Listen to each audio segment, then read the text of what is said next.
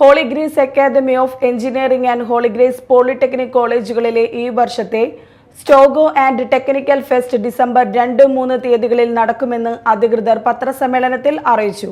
December 2-3 തീയതികളിൽ സ്റ്റോഗോ fest എന്നിരുന്ന ഒരു 2-day competition for students from various CBSE schools in Kerala.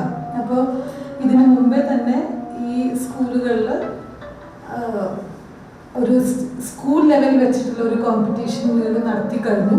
1200-ലധികം പ്രോജക്റ്റുകൾ evaluate ചെയ്തതിന് ശേഷം ആ 1200 പ്രോജക്റ്റിൽ നിന്ന് സെലക്ട് ചെയ്ത് 100 പ്രോജക്റ്റുകളാണ് നമ്മുടെ ഹോളി ഗ്രേസിൽ നടക്കുന്ന സ്റ്റോഗോ ഫെസ്റ്റിൻ്റെ കോമ്പറ്റീഷന് വരുന്നത്.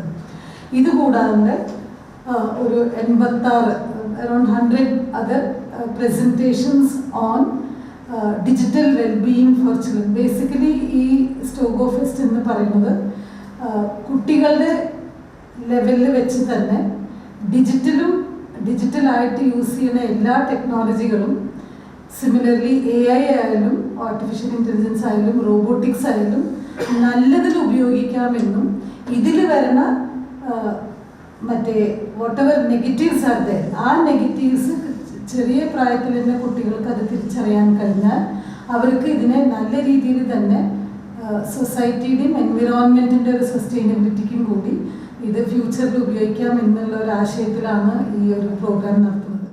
യുവമനസ്സുകളിൽ സംരംഭകത്വ സ്വഭാവം വളർത്തുക, സാങ്കേതിക മിടുക്ക് പ്രകടിപ്പിക്കുന്നതിനും അതിലുപരി ഈ മേഖലയിലെ ഏറ്റവും മികച്ച പ്രതിഭകൾക്കിടയിൽ കണ്ടെത്തി ഒരിടം നൽകുക എന്നതാണ് ഫെസ്റ്റ് ലക്ഷ്യമിടുന്നത്.